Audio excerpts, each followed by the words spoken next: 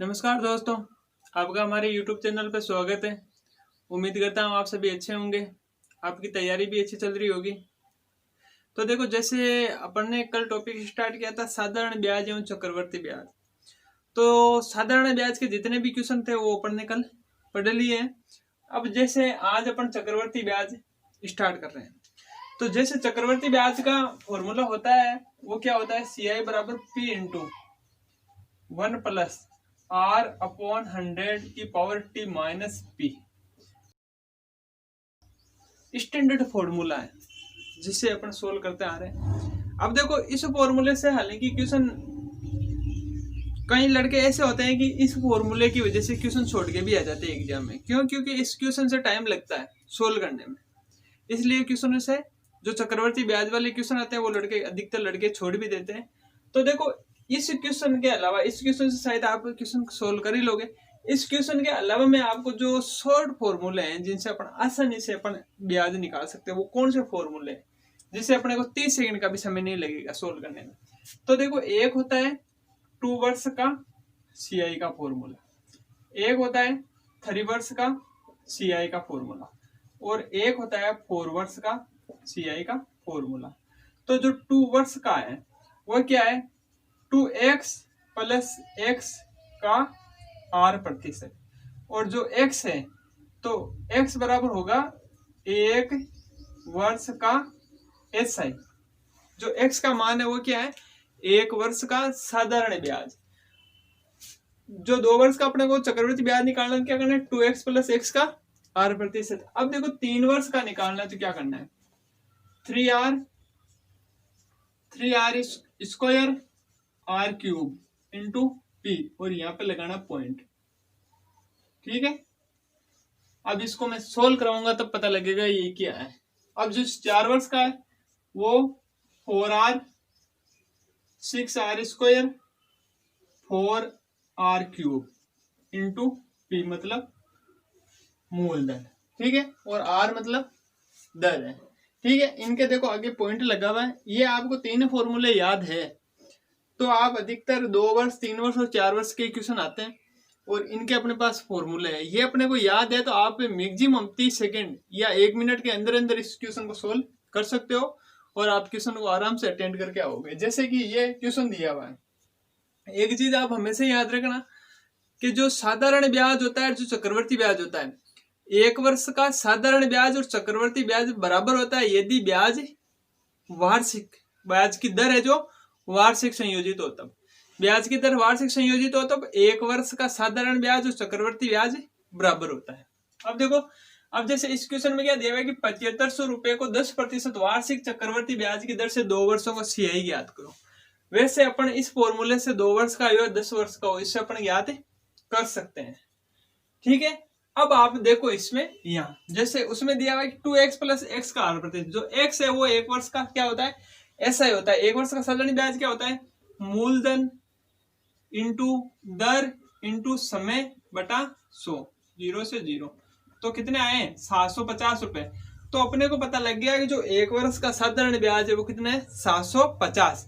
अब देखो, चक्रवर्ती ब्याज करने के लिए ज्ञात करेंगे यार 2x प्लस x का R प्रतिशत, 2x 2 इंटू 750 प्लस 750 का R प्रतिशत कितना है, 10% है तो 10 बटा 100, 0 से 0, और ये कितने बचे 75। तो ये कितने हो गए 1500 प्लस 75 बराबर 1575 रुपए। तो जो 2 वर्षों का चक्रवर्ती ब्याज है वो कितना आएगा, 1575 रुपए। तो ये इतनी अपना आसान तरीके से इसको सोल्व कर सकते हैं। अब देखो, इसके बाद में जैसे नेक्स्ट क्वेश्चन में क्या दिया है कि 5000 रुपए का 8% वार्षिक चक्रवर्ती ब्याज की दर से 3 वर्षों का चक्रवर्ती ब्याज कितना होगा। तो जो ये अपना फॉर्मूला है, इस फॉर्मूले में कैसे रखना है, यहाँ पे पॉइंट लगाया अपन ने 3R, R कितना 8, 3R स्क्वायर कितना 64, और R क्यूब कितना 512, 8 का क्यूब कितना होता है 512। ठीक है, इंटू P कितना है 5000 रुपए। तो ये कितना हो गया 12, 1 बच गया 18 और 19, और ये कितना हो गया 24। अब इसमें आपको एक एक चीज याद रखनी है कि अंतिम 2 संख्या को लेना अपने को।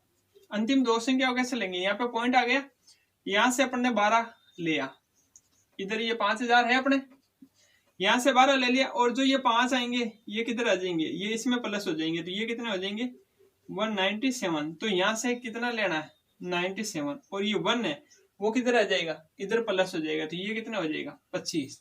अब इस संख्या को आप इससे गुणा कर लो, गुणा करेंगे तो देखो 5 से गुणा किया तो कितने 10 और 6 35 और 45 और 3 48, 25 और 4 29, 2 बच गए, और 10 और 2 12, 1.2। ये तो अपन ने देखो 5 से गुणा किया है। अब इसके जो पीछे 3 शून्य है, इन 3 को आगे बढ़ा दो, कहां तक, यहां तक, तो ये कितना आया 1298.56 रुपए। तो जो 3 वर्षों को चक्रवर्ती ब्याज आया वो कितना आया 1299.56 रुपए आया। तो इस फॉर्मूले से अपना आसानी से सोल्व कर सकते हैं। अब देखो इसके बाद में जैसे ये नेक्स्ट क्वेश्चन है, इस क्वेश्चन में क्या दिया है कि 4000 रुपए को 12% वार्षिक चक्रवर्ती ब्याज की दर से 2 वर्षों के लिए कर्ज पे दिया जाता है। यदि ब्याज अर्धवार्षिक संयोजित हो तो सीआई ज्ञात करो। तो देखो ब्याज की जो दर है वो अर्धवार्षिक है, तो जब भी अर्धवार्षिक दी हुई तो उस कंडीशन में क्या होता है, आपको सीधा सीधा ये दे देता है भाई 4 वर्षों को ब्याज याद करो, इससे भी हो जाता है। और जब अर्धवार्षिक हो तो उसमें क्या होता है कि दर आधी हो जाती है और समय दुगुना हो जाता है। तो समय 2 वर्ष है तो 2 वर्ष का दुगुना कितना हो जाएगा 4 वर्ष, और दर है जो आधी हो जाएगी। अभी जो दर दी हुई है कितनी दी हुई है 12, तो कितनी हो जाएगी 6। तो आर बराबर 6% और टी बराबर कितना हो जाएगा 4 वर्ष, क्योंकि 2 साल में 4 किस्तों में उसको ब्याज देना पड़ेगा। ठीक है, अब देखो वो जो अपना तरीका फॉर्मूला है वो 4 into R 6 into R square 36 plus 4 into R cube कितना होता है 36 216 इंटू पी कितना है अपना 4000। ठीक है, अब देखो इसको इससे गुणा किया तो ये कितना हुआ 16, 6 है ना, 6 दूनी 12 24, 2 बच गए, और ये 6 और ये 8। ठीक है, इसको इससे गुणा किया तो कितना 216, और ये कितना 24 आ गया, इंटू कितना 4000। अब देखो क्या करना है आपको, इंटू जो 4000 है ये 4000 लिख दिया, यहाँ से 64 उठाया, 8 आपका यहाँ पे प्लस किया तो ये कितने हो गए 224, यहाँ से 24 उठाया और 2 यहाँ पे प्लस हो गए तो ये कितने हो गए 26, और ये पॉइंट लग ही गया। अब आपको क्या करना है 4 से गुणा करना दिया, इसका पॉइंट हटा लो भाई, 4 शून्य हटाइए तो ये पॉइंट अपने यहाँ कहाँ तक आ जाएगा 262.464 इंटू 4, भाई पॉइंट 3 से आगे खिसक गया। अब इसको 4 से गुणा किया तो 16, 24 और 1 25, 16 और 18, 1 बच गया, 8 और 1 9, 24, 2 बच गया, 8 और 2 10, पॉइंट नहीं है ना। तो ये इसका जो है 4 वर्ष जो 2 वर्षों का अर्धवार्षिक की ब्याज की दर से ब्याज प्राप्त हो गया। तो इस फॉर्मूले से अपन आसानी से सोल्व कर सकते हैं। तो ये अपने को आप अगर 3 छोटे छोटे फॉर्मूले याद है तो इसको अपन आसानी से सोल्व कर देंगे। अब देखो इसके बाद में नेक्स्ट क्वेश्चन, अब देखो जैसे ये क्वेश्चन आ गया है तो इस क्वेश्चन में क्या दिया हुआ है, अभी तक अपन क्या याद कर रहे थे चक्रवर्ती ब्याज याद कर रहे थे। अब जैसे अपने को चक्रवर्ती ब्याज वाले क्वेश्चन में जैसे समय पूछ लिया जाता है या दर पूछ ली जाती है, तो इस प्रकार के जो क्वेश्चन आते हैं उसको कैसे सोल्व करेंगे। तो जैसे इसमें क्या दिया हुआ है, कितने प्रतिशत वार्षिक चक्रवर्ती ब्याज की दर से 400 रुपए 3 वर्ष में 4630.50 रुपए हो जाएंगे। या ये क्वेश्चन दिया हुआ है कोई धन 5000 रुपए 8% वार्षिक चक्रवर्ती ब्याज की दर से कितने वर्ष में 5832 रुपए हो जाएगा। तो इस क्वेश्चन में आपको समय पूछा है, इस क्वेश्चन में आपको दर पूछी है। तो इस प्रकार के जो क्वेश्चन आते हैं उसको जो अपना बेसिक नॉर्मल फॉर्मूला है वो कौन सा फॉर्मूला है, वो फॉर्मूला है A/P 100 प्लस R/100 की पावर है जो T है। अगर समय ज्ञात करना हो तो भी ये फॉर्मूला लगेगा, R ज्ञात करनी हो तो भी ये फॉर्मूला लगेगा। अब आपको देखो करना है क्या है कि जैसे आपने अमाउंट यहाँ पे रख दिया और प्रिंसिपल है 4000 यहाँ पे रख दिया, फिर जैसे R है, R इसमें ज्ञात करनी है, T इसमें कितना दिया हुआ है 3 दिया हुआ है, तो देखो आर का जो मान होता है वो आधार में, तो इसमें क्या करना है कि इस संख्या को इधर 3 पावर दे रखी है, तो इस संख्या को इधर काट छाट के 3 की पावर के रूप में बनाना है, फिर पावर को हटा दो और फिर इनको क्रॉस मल्टीप्लाई कर दो, तो आर का मान आ जाएगा। अगर आपका जैसे समय का मान पूछा है, समय का है ऊपर है, तो दोनों तरफ के क्या करो, आधार बराबर करो, आधार को काट दो तो समय आ जाएगा। इससे अलग तरीका बताता हूं जो 90% नहीं 99% क्वेश्चन में सही जाता है। कैसा फॉर्मूला है वो, कि जैसे आपको ऑप्शन में फिक्स मान ऐसा ही दिया हुआ रहेगा कि 2 वर्ष 3 वर्ष या 4 वर्ष, ऐसा नहीं लिखा हुआ रहेगा, मतलब बहुत कम लिखा हुआ रहेगा कि 2 वर्ष 3 माह, 2 वर्ष 4 माह, 2 वर्ष 2.5 वर्ष वगैरह, ऐसा बहुत कम आता है। बराबर आपको फिक्स लिखा हुआ रहता है 2 वर्ष 3 वर्ष 4 वर्ष 5 वर्ष या 8%, 10%, 5%, उस प्रकार के जो फिक्स मान है उनमें ये मेरा वाला तरीका काम आएगा। तो इसमें करना है क्या आपको, कि जो अमाउंट है 4630.50 में से 4000 घटा दो और इसमें 4000 का भाग लगा के 100 से गुणा करो, ठीक है। तो ये कितना आया, ये आया 630.50, 0 से 0 कट गई, कितना है 40। आप ये पॉइंट और हटा दो तो ये कितना होगा 6.3.050/4। अब आपको जो 4 का भाग देना है वो एक फिक्स मान तक ही देना है, पॉइंट में मान नहीं लाना है कि जहां तक इसका 4 का भाग पूरा पूरा जावे वहां तक ही आपको भाग लगाना है। अब देखो 4 का भाग दिया, 4 एकम 4, कितने बच गए 2 और 23, तो कितने बार गया 23 में 5 बार, तो जो 4 का भाग है वो 15 बार क्या गया है, पूरा पूरा गया है। और आपको यही करना है कि इसमें पूरा पूरा भाग लगाना है, 15 बार गया है। अब जो 15 आया ये आपका आया भागफल फर्स्ट, ये मान लो भागफल फर्स्ट, और इस जो भागफल फर्स्ट है इसमें आपको आर या टी का भाग देना होता है। समय और दर वाले में दोनों में इसी प्रकार से सोल्व करना है। आपको पहले जैसे ये भागफल आ गया, इसके बाद में क्या करना है, जो भागफल फर्स्ट आया अगर टी पूछे तो आर का भाग लगाना, आर पूछे तो टी का भाग लगाना है। तो इसमें क्या पूछा, आर पूछा है तो टी का भाग लगाना, टी बराबर कितने है 3 है ना, तो भागफल फर्स्ट कितना आया 15, और 15 में किसका भाग लगाया 3 बार, तो कितनी बार 5%। इसका मतलब जो अपनी दर है वो कितनी है 5%। एक चीज याद रखना, इसमें भी पूरा पूरा भाग लगाना, जैसे इसमें था कि पूरा पूरा भाग जा रहा है, अगर इसमें पूरा पूरा भाग नहीं जाता तो इसमें भी पूरा पूरा भाग लगाना है। तो ये जो तरीका है वो अपना 99% सही होता है, किसमें, जिसमें फिक्स मान दिया हो, ठीक है। अब देखो जैसे ये क्वेश्चन है, इस क्वेश्चन में क्या है कि कोई धन 5000 रुपए 8% वार्षिक चक्रवर्ती ब्याज की दर से कितने वर्ष में 5832 हो जाएगा। तो क्या करना है आपको, उसी प्रकार से 5832 माइनस 5000 अपॉन 5000 इंटू 100, तो ये कितना आया 832 बटा 50, तो ये मान लो 83.2/5, इसमें 5 का भाग दिया तो 5 5, फिर कितने बजे 33, तो 33 में कितने बार गया 6 बार। इसका मतलब जो भागफल फर्स्ट आया वो कितना आया,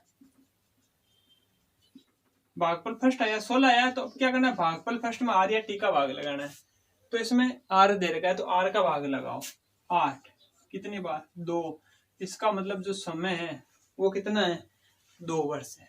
जो अपना समय आया वो कितना आया 2 वर्ष है।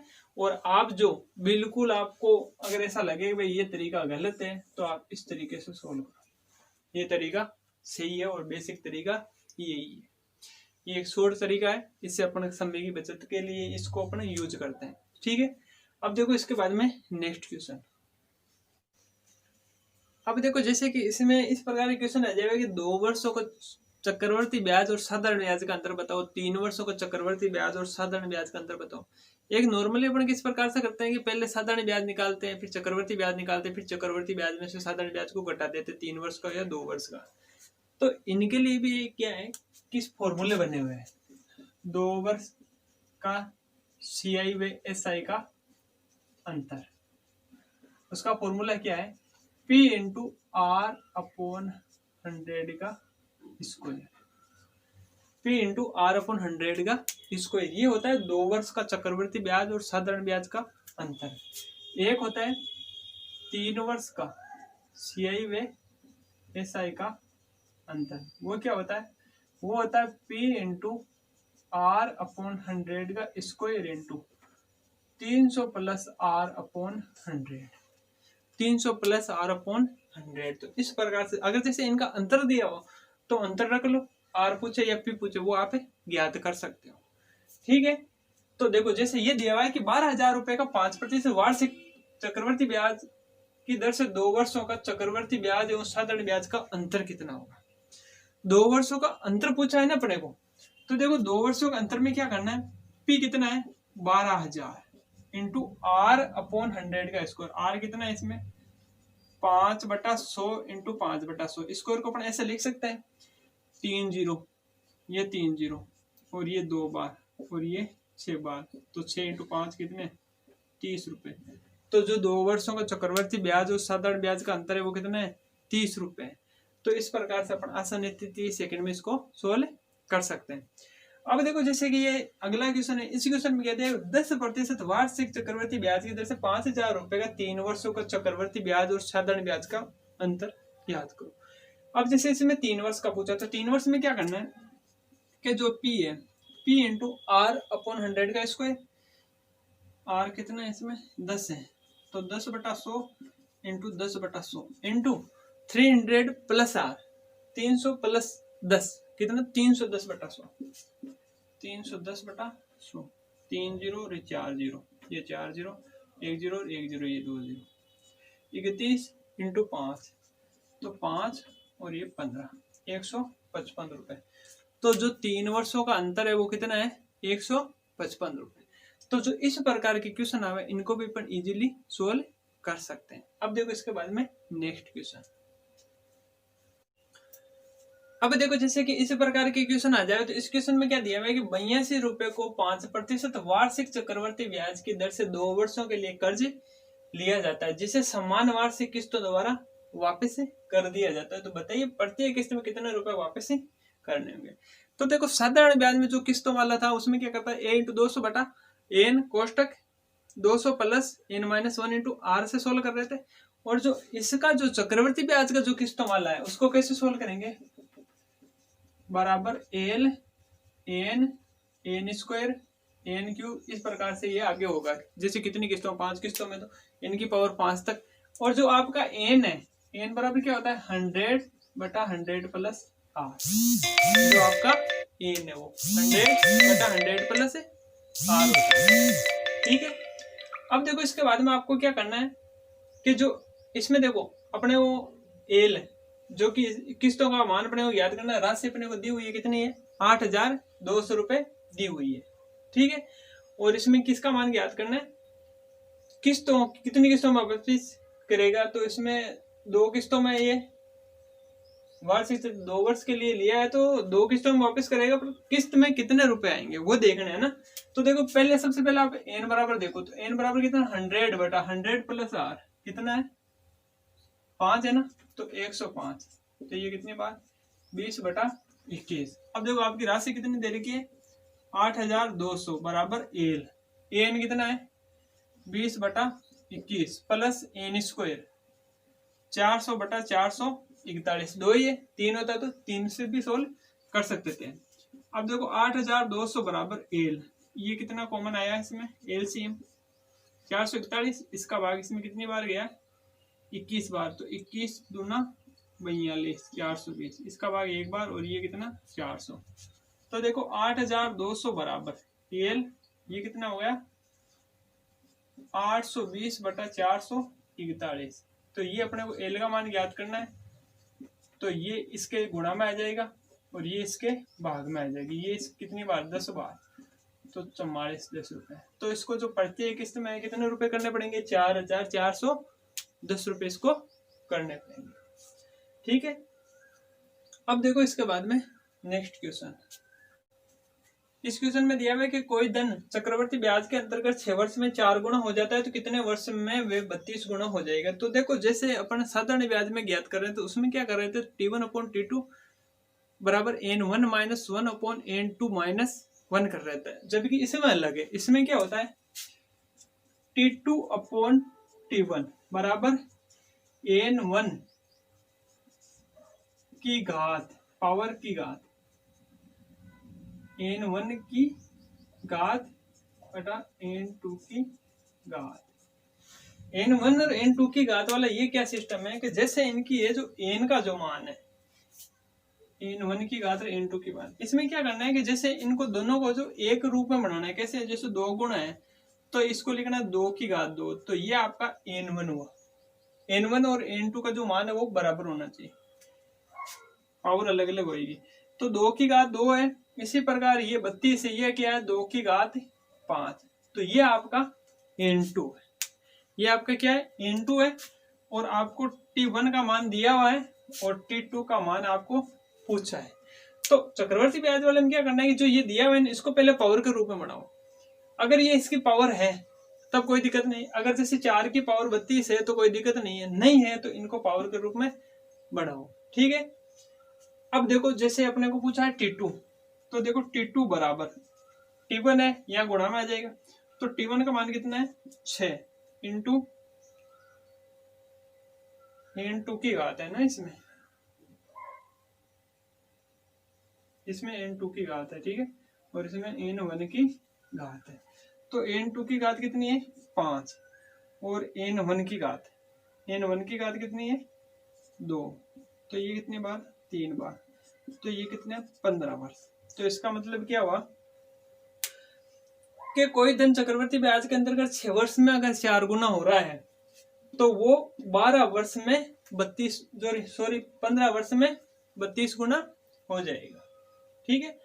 और जबकि साधारण ब्याज भी पढ़ लिया अपन ने, चक्रवर्ती ब्याज भी पढ़ लिया। तो देखो कल अपन ने साधारण ब्याज वाले क्वेश्चन पढ़े थे, सभी प्रकार के क्वेश्चन देख लिए, और जो चक्रवर्ती ब्याज वाले है वो भी सभी प्रकार के क्वेश्चन देख लिए। अपन ने एक एक टाइप के एक एक क्वेश्चन सोल्व किए हैं।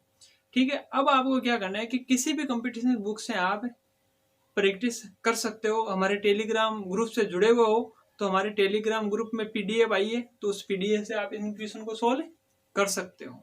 ठीक है। अगर ये हमारा वीडियो अच्छा लगा है तो इसको सब्सक्राइब करो, और आगे से अपने दोस्तों को, जो फ्रेंड ग्रुप है उसमें आप शेयर भी करो ताकि उनको भी फायदा मिले। ठीक है। धन्यवाद।